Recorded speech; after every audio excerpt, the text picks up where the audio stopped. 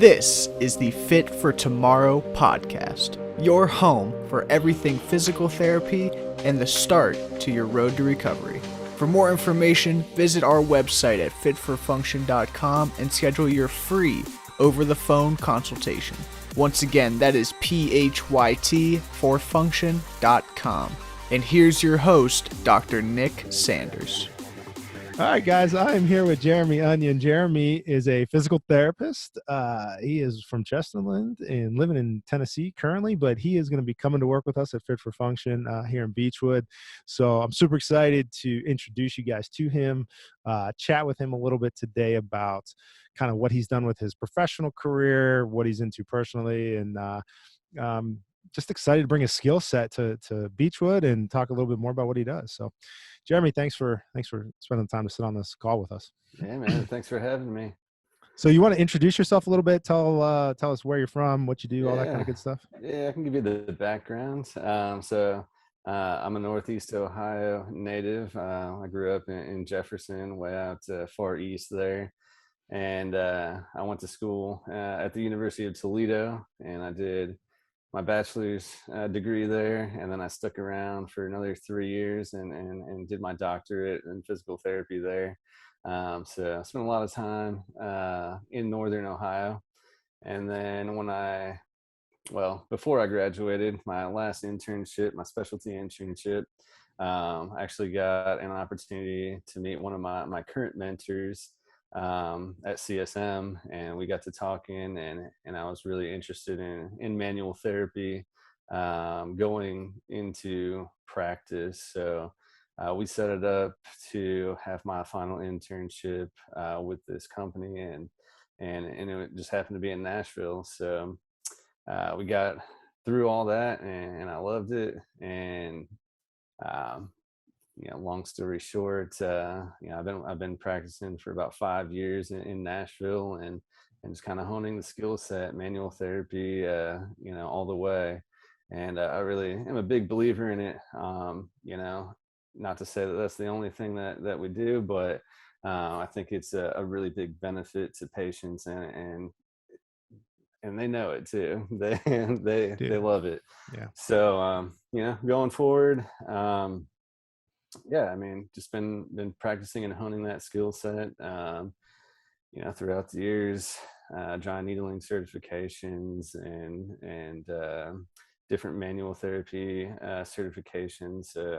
Finished up my COMT, Certified Orthopedic Manual Therapist, and now I'm currently working on my OCS, so the Orthopedic Clinical Specialist, and I'll be taking that exam in March. So just currently studying for that. That's no joke. It's no joke. That's no joke. That's the legit cert right there. So is the COMT. That's a heck of a process to go get that manual therapy cert. Yeah, it's two and a half years or so, just with the process that I took. Sure. Obviously, when I first started out of school, for a good 6 months, I was done with learning, honestly, after 7 years. But then, eventually the spark just comes back. And that's one thing I'm really big on, is just continuing education. So I'm just keeping up with the current research and just getting people better as fast as possible. Yeah, it's awesome. I think one of the things that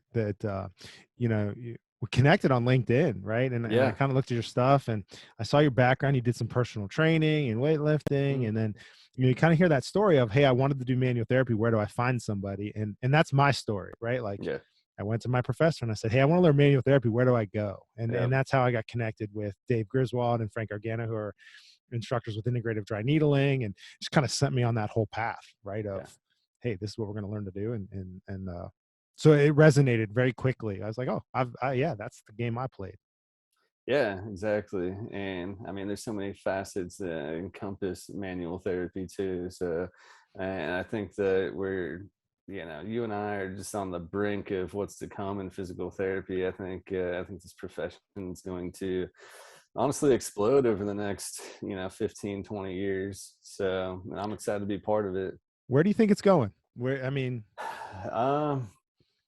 Honestly, I hope more towards physical therapist being a primary care in musculoskeletal pain. I mean, that's the ultimate goal. I think I would love for people to say, hey, I hurt my shoulder, I hurt my back. I need to go to the physical therapist. And honestly, the people that have come to me, and we built a great clinician patient relationship, I think that we've kind of accomplished some of that, but just in terms of perception in the masses, I think as a profession we have a little bit more work to do, a lot of bit more work to do. So I want people to think of physical therapists as frontline health workers, and if you have back pain, that's where you need to go. And obviously being confident and confident enough to know when to refer to appropriate medical providers. So yeah, that's my hope. I mean, obviously I agree. That's kind of what drove me into starting Fit for Function in the first place. Is, the there's no reason that a majority of the back pain needs to get drug into that like crazy medical system of, all right, let's get this image, let's start you on these pain pills, and then when that doesn't work, you're going to get this pain injection, and then this MRI, and then this surgery, and it's just like, like, Yeah, so many things we can troubleshoot, right? I mean, especially with your, with the background that you bring to the table. yeah, and I think, I mean, we could talk so long about this just in terms of not only physical therapy, but the American healthcare system, but yeah, I agree. It's definitely something that needs to be addressed, and PTs can be there to educate those patients, because as well as I do that the vast majority of back pain, for instance, does not need all to be spending all these dollars on imaging and things like that. So not to say that I'm against it, because that's a completely different topic that we can talk about, imaging and physical therapy. But yeah, just the overutilization of it is something to be concerned about. I mean, there's no question that there is a place for imaging, X-rays, MRI, surgery. Like, you need to have surgery. That needs to be an option on the table, as long as it's not your first and primary, right? Like, Right. there's so many ways that we can manage it. You kind of opened a little can of worms there when you say physical therapy and imaging. What were you referencing?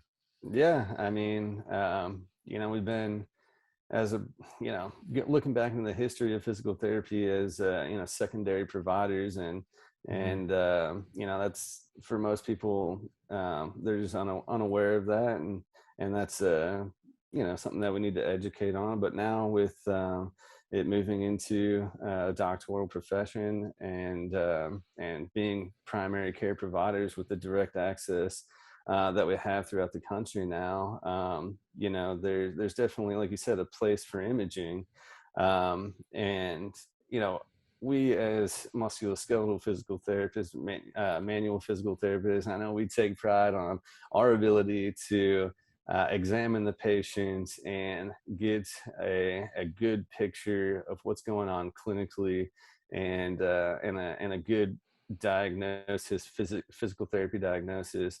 But there are things that need to be ruled out with imaging, and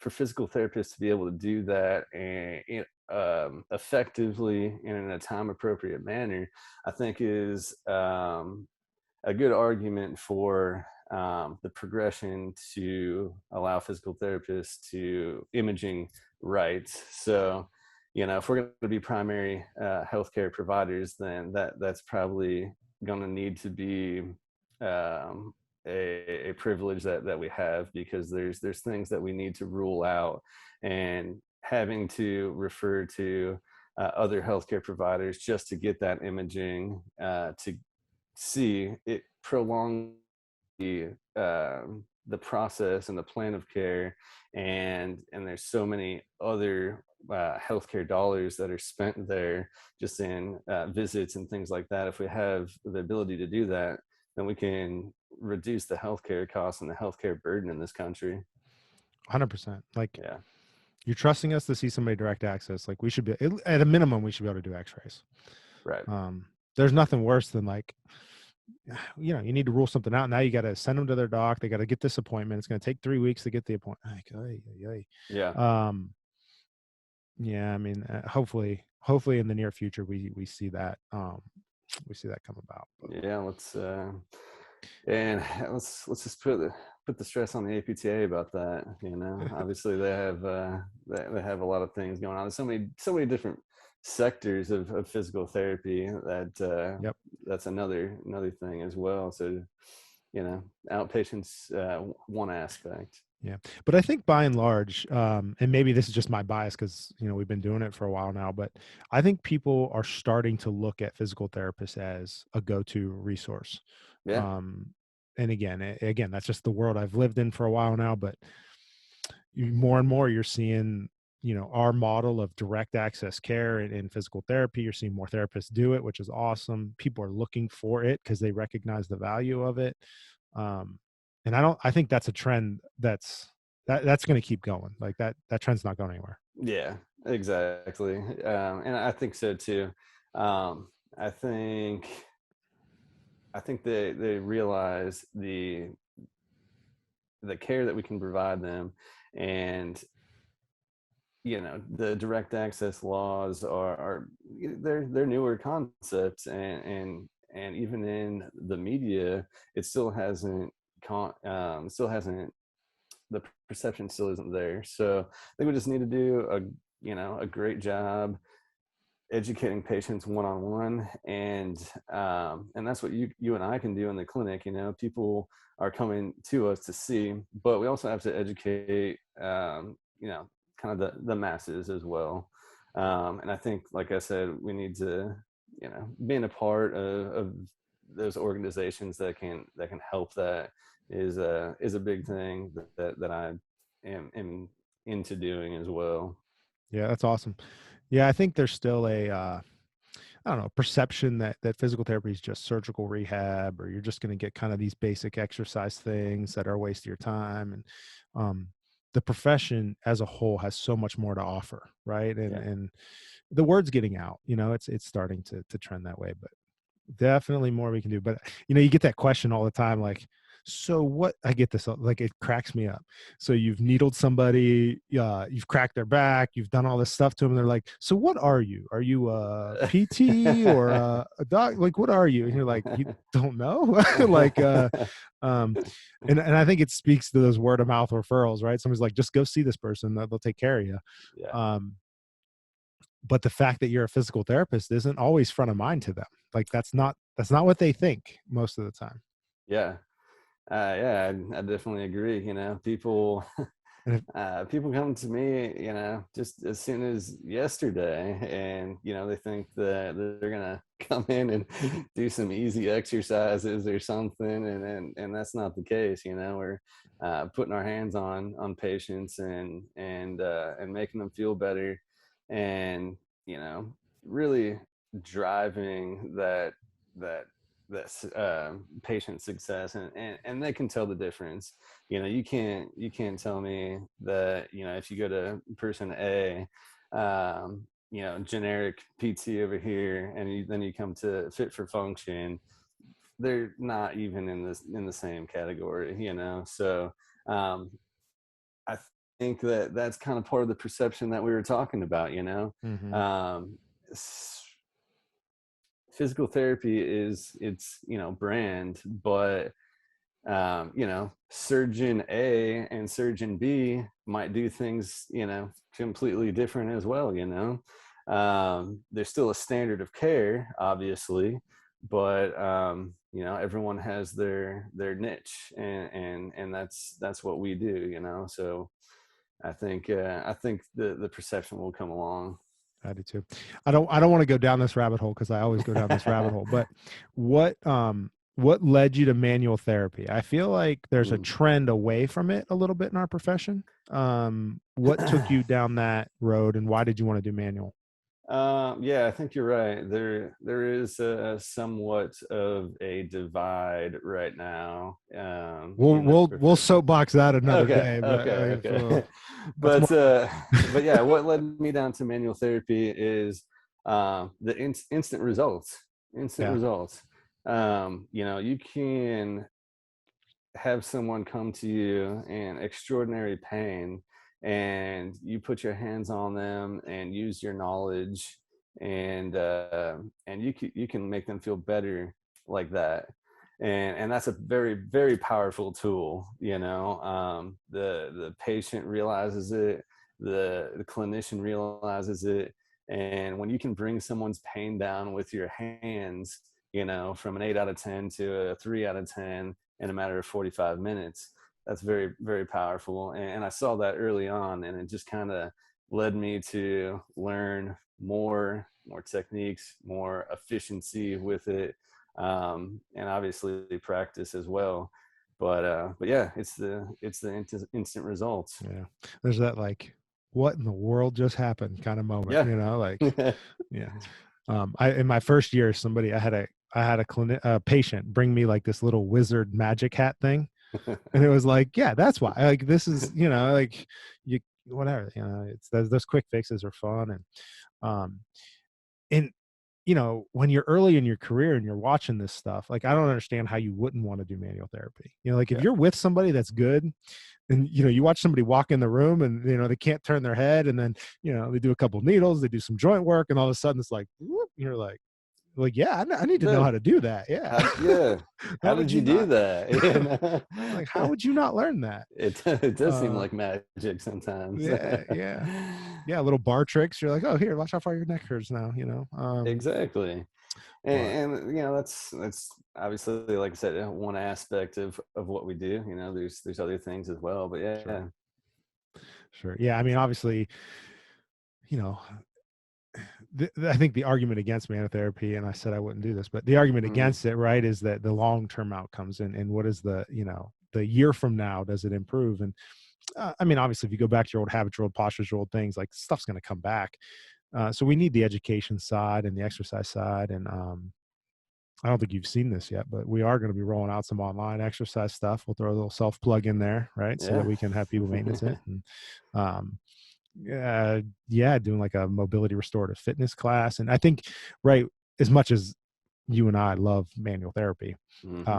you still got to push that. And I know in your background you did a lot of personal training.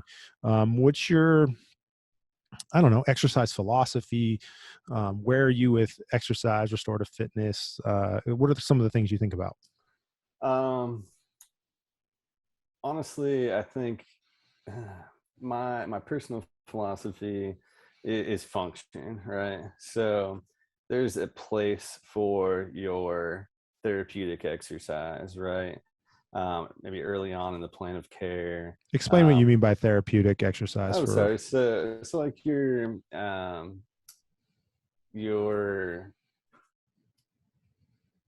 isolated exercises targeting specific muscle groups, strengthening specific muscle groups. So, I mean, I don't know, anyone that's ever been to physical therapy has probably done a clamshell, right? So, those sorts of exercises, there's a place for them, but um, especially when the patient is in a lot of pain and things like that, we're focused on uh, restorative type stuff. But as quickly as we can get them out of pain utilizing the manual therapy, I want to get them back to function, and whatever it is for that patient, if it's picking up their kids or whatnot, we can simulate that with exercise. And I may have a bias. I did yeah, powerlifting for many years. I still try to act like I can do it, but I love that sort of stuff, and I think it really is a good correlation to physical therapy, because your squats, your deadlifts, those are the most functional exercises in my book. So um, I think if everyone can learn those things, it's not for everyone. Like, you don't have to do it for the rest of your life, but at least some good lifting techniques and things like that. I'd argue you do have to do it for the rest of your life. Yeah. If you can't do a deadlift, like, we're missing some. But Right. anyway, I want to do if I have the computer skill, or I'll get Joey, who does some of the podcast videos for me. I'm going to do a side by side of you and I describing exercise when I first opened Fit for Function, the first promo video. Yeah. I haven't watched it in a long time, but I'll bet it almost sounds the same. So that's really cool. Yeah. Like that trying to progress somebody to function. Yeah, I mean, I say all the time, like, let's say deadlift and back pain, because I think it's a good example. That's a great example. You can avoid bending forward and deadlifting forever, and maybe your back doesn't hurt. Maybe I don't agree with that, but you either try to avoid something or you learn how to do it. So you might as well spend the time to get good at it, because you're going to pick your kids up, you're going to pick laundry up, whatever it is. So you got to be able to restore that. But I also love what you said about, once you got to get them out of pain, right? Like, you can't just exercise through pain. I think so often people are like, oh, I went to therapy for my shoulder and they just gave me a bunch of shoulder strengthening exercises. Like, man, that shoulder hurts for a reason. So you got to change the pattern first, right? You got to get that pain out of there first, and then you can play the reload game. But if you can't reset it, man, that's tough. What do you, like, from an exercise standpoint, what do you, how do I want to ask this? Like, from a functional fitness side, are you trying to reload when you're going to try to teach a deadlift, you're going to try to teach a hinge? Do you try to use like step-by-step kind of baseline things? Do you change weight bearing? Is there something that you like kind of in the back of your head conceptually, like, man, if I'm going to progress this is what I think about? Is it difficulty in the movement? Is it weight bearing? Is it kind of like a DNS where you're progressing from like infant patterns to adult patterns? Or is it very case by case? Yeah, it's definitely case by case. I mean, just a specific example is someone who has middle-aged person who's never done or even seen a barbell deadlift before, right?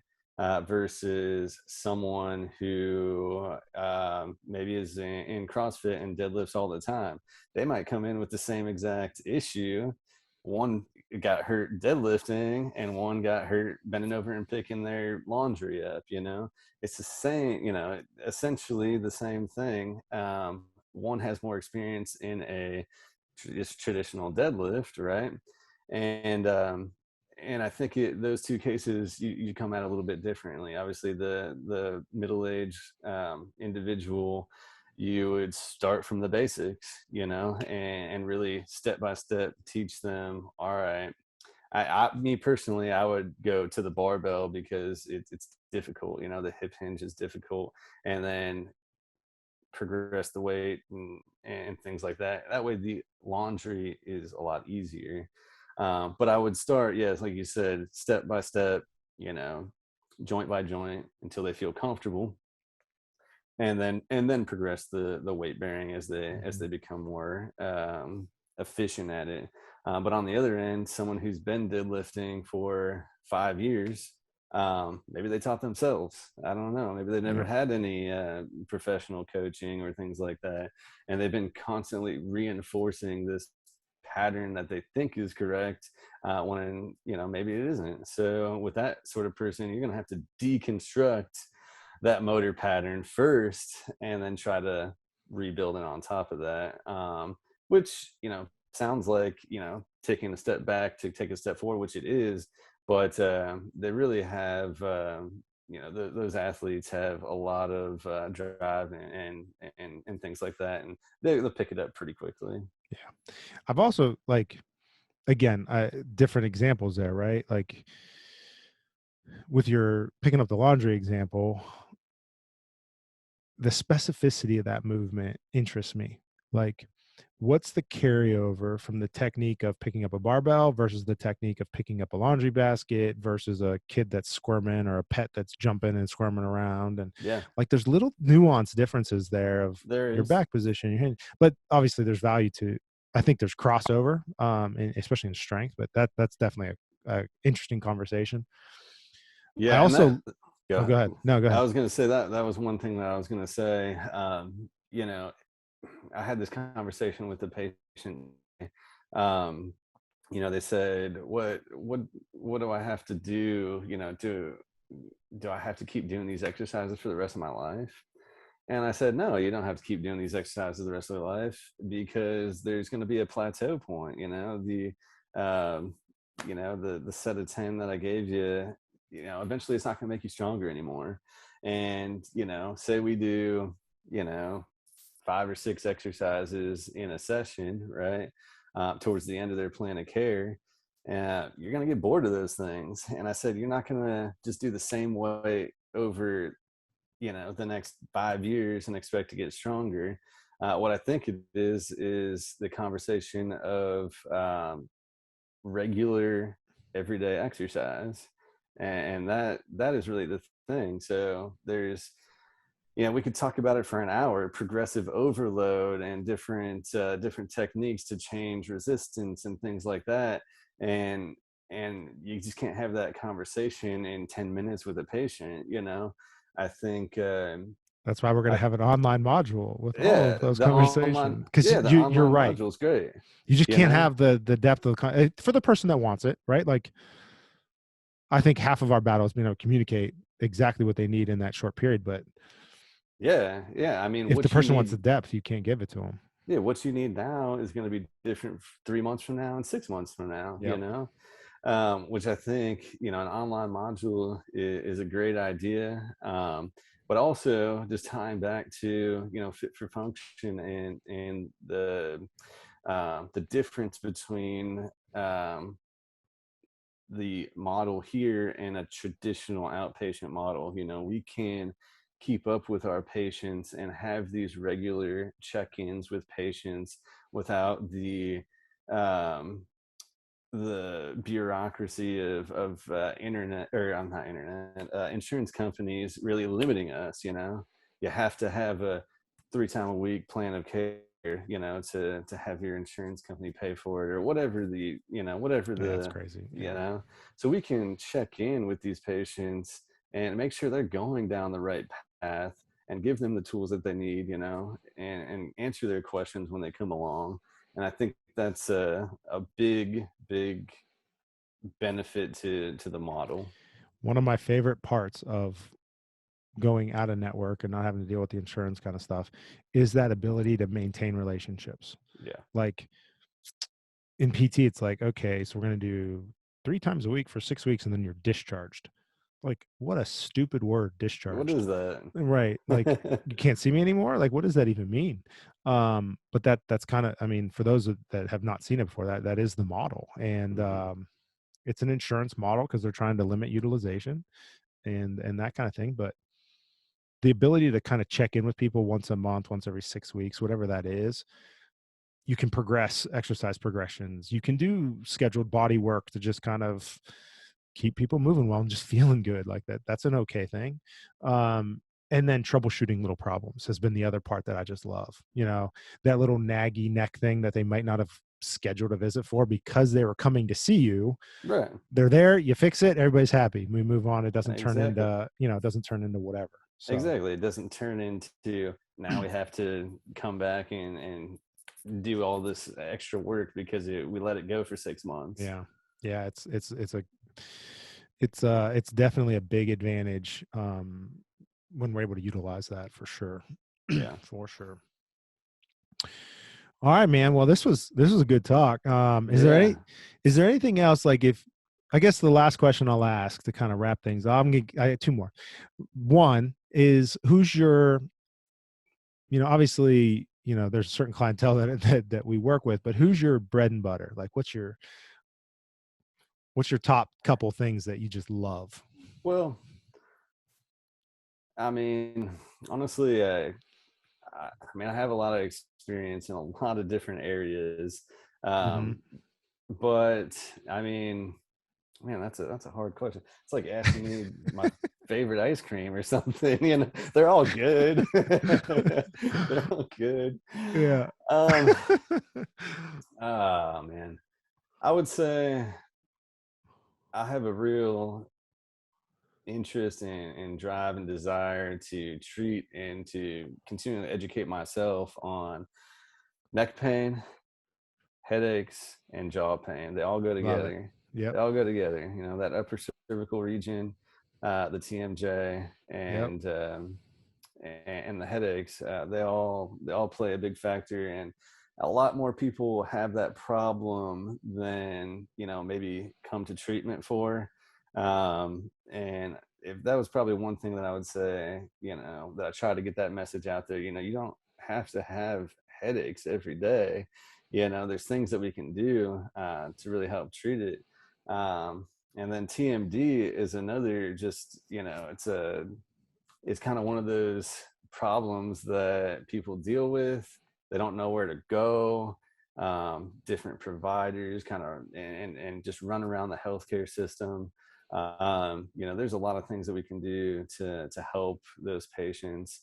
And I would say probably those as a whole, I really like. But also your everyday kind of sports activities, the same things we talked about, the lifting activities, the injured athlete. I really like to get into those guys and treat those guys, because they're a different population. The mindset is really difficult.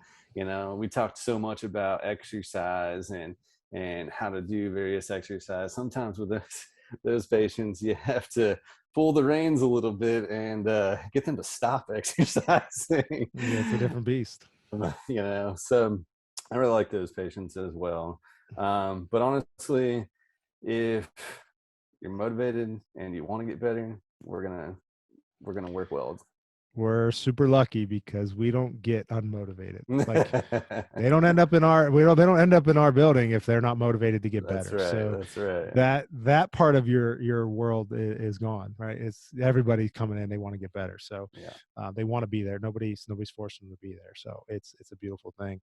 And I agree. If you do manual therapy and you don't like fixing headaches, then yeah, like every manual therapist, like you take away somebody's headache, that's a game changer. Oh yeah. Game changer. Yeah, for sure. Game changer. All right, man. And then one last thing, if you had to give somebody a piece of advice, your first wisdom pearl with Fit for Function, what would it be? Give somebody a piece of advice. Random piece of advice on health, aging, fitness, manual, I don't know, feeling good, anything. Things you wish people knew that they don't commonly hear. I usually prep people on this question, but I didn't. You definitely should have. There's so many things.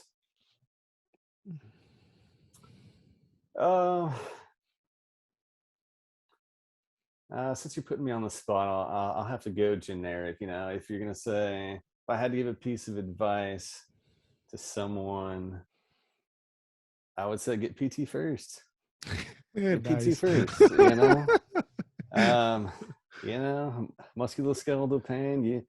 Most patients know I hurt my shoulder, I hurt my back, I hurt my hip.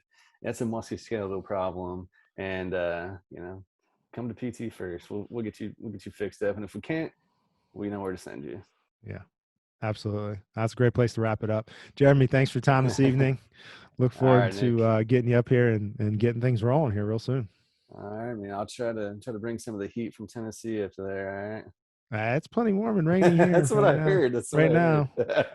Although the mornings are starting to cool off. I jumped in. We got like a above ground pool, so my wife's dogging me, so I got on the bike this morning and did a little mobility thing and jumped in the pool, and the pool was cold. Yeah. It's honestly, I can't wait for that, because it's been hot here all the time. Yeah. So I'm excited for I believe it. the fall season in Ohio. Yeah. So obviously we'll be putting some of this stuff out on our Fit for Function page. What is your Instagram if somebody wants to follow you, see what you're up to? Man. Instagram, Facebook. Well, are you changing it? No. Recently, I just haven't posted in probably a long time. I'm gonna be trying to post more regularly. You're gonna have to post. You're gonna have to post the updated photo because we're gonna have some people stalking you, I'm sure. Oh man. All right, I'm gonna have to put that on the website because I can't find it right now. We'll put it in the show notes. I'll put my professional page up there. We'll put it in the show notes. All right, man. All right, I appreciate it. I'm gonna click this off. Thanks, and we'll see you in a couple weeks. All right, man. Sounds good.